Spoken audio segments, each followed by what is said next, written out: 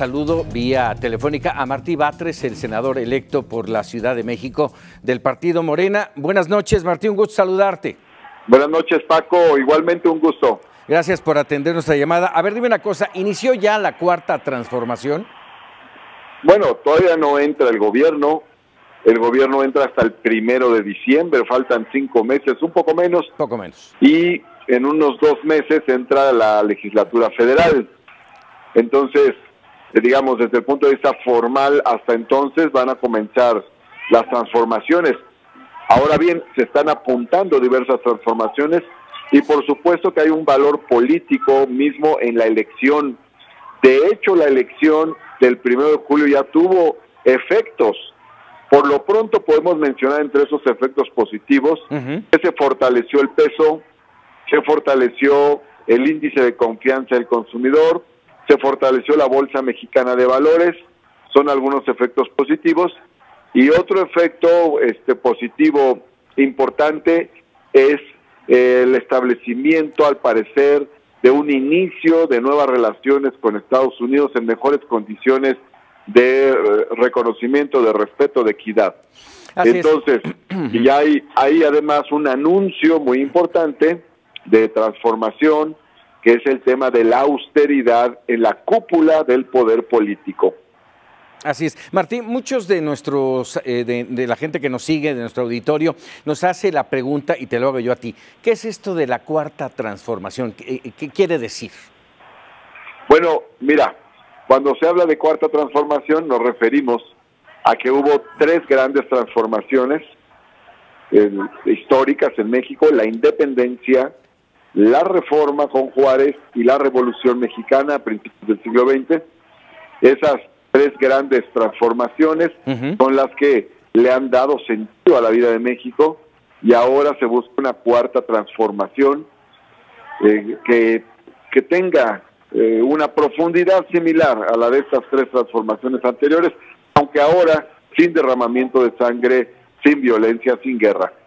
Eso es. Ahora, una de los elementos fundamentales que ha manejado Andrés Manuel López Obrador es el tema de la austeridad. Y en ese entorno, tú vas al Senado de la República y, hasta donde entiendo, ya tienes preparado para presentar un plan de austeridad. ¿En qué consiste?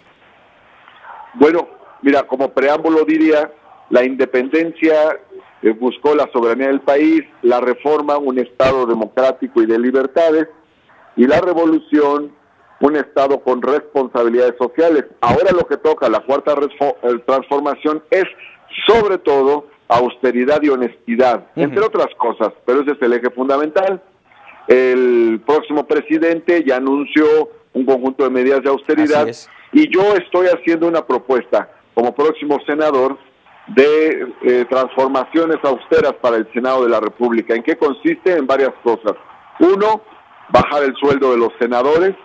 2, eliminar los privilegios de los senadores, como los seguros de gastos médicos mayores, seguro de vida, seguro de retiro. 3, bajar el número de viajes al extranjero. Se realizan una gran cantidad de viajes que son puro turismo parlamentario. Luego, 4, hay que eliminar las partidas que se entregan a comisiones y grupos parlamentarios porque se manejan con total discrecionalidad. 5, también se puede bajar el número de contratos que se realizan cada vez que hay una nueva legislatura de personal por honorarios, que han crecido hasta en un 200% estas contrataciones. Y luego, en sexto lugar, también se puede adelgazar la cúspide de la estructura burocrática del Senado, que es muy cara, porque los altos funcionarios del Senado de la República tienen sueldos y prestaciones como las que tienen los senadores. Ahí hay 6 puntos muy importantes para reducir el costo económico del Senado, y esos recursos se pueden transferir a otras necesidades como educación, por poner un ejemplo. Claro.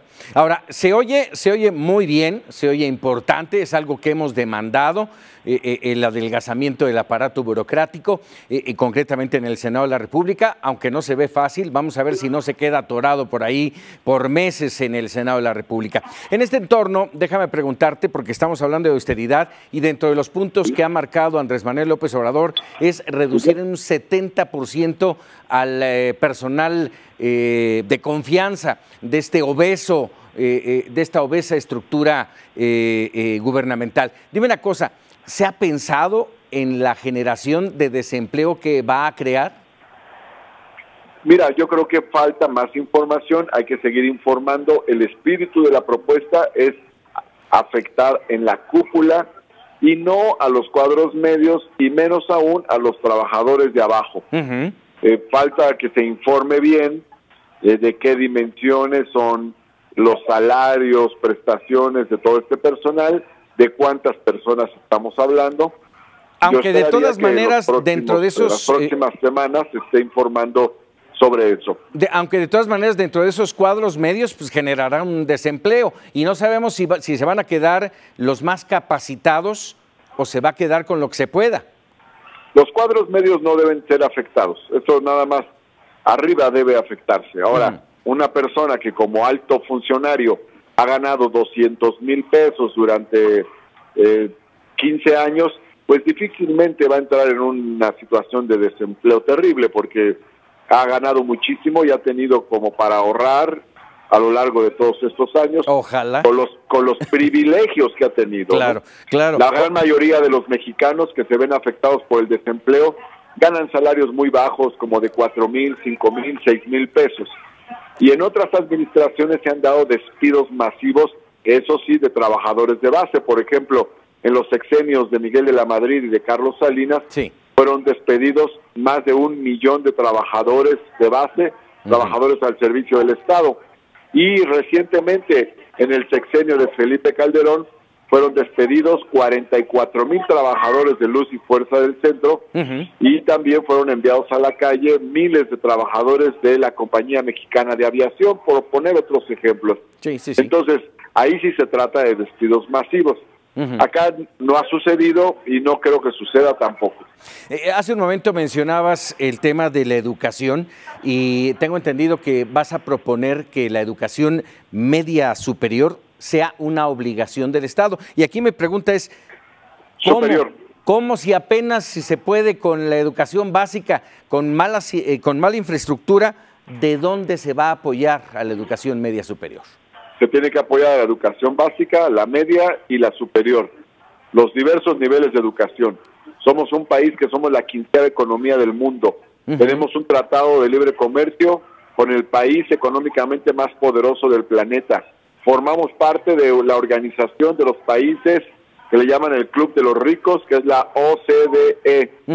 Y sin embargo, a pesar de todo esto que te digo, México tiene un nivel de cobertura de educación superior parecido al de un país centroamericano y hasta de países africanos. Por ejemplo, Estados Unidos tiene una cobertura de educación superior del 80%, España y Argentina de más del 60%, pero Colombia y Corea del Sur pero de en más Estados del Unidos, 50%. Martí, te cuesta. En Estados Unidos te cuesta. Déjame terminar de decirte esto. Sí. En países tan pobres como Perú, un 35%, y en México nada más hay una cobertura de educación superior del 27%. En Alemania hay una cobertura de educación superior de más del 80% y las universidades son públicas y gratuitas. Entonces, digo, queremos que México se desarrolle, pues necesitamos generar nuevos niveles de educación superior y queremos rescatar a la juventud de las adicciones, de la descomposición social, de la delincuencia. Entonces hay que abrir oportunidades en el terreno educativo. Así es. Me quedan escasamente 30 segunditos, Martí, pero no quisiera dejar de preguntarte esto que el auditorio nos ha insistido mucho en redes sociales. La multa de 200 millones de pesos a Morena por el fideicomiso Juntos por los Demás en apoyo a los damnificados. ¿Basta con esa multa o basta con decir que es una venganza? Mira, para empezar te diría que se trata de un fideicomiso privado, es decir, no es un fideicomiso partidario, sino es un fideicomiso privado. Sí. Por lo tanto, no tiene por qué atribuírsele a Morena las características buenas o malas o las que sean de la administración de dicho fideicomiso, número uno. En segundo lugar, no hay una sola prueba que haya mostrado el INE de que esos recursos se utilizaron en la campaña electoral.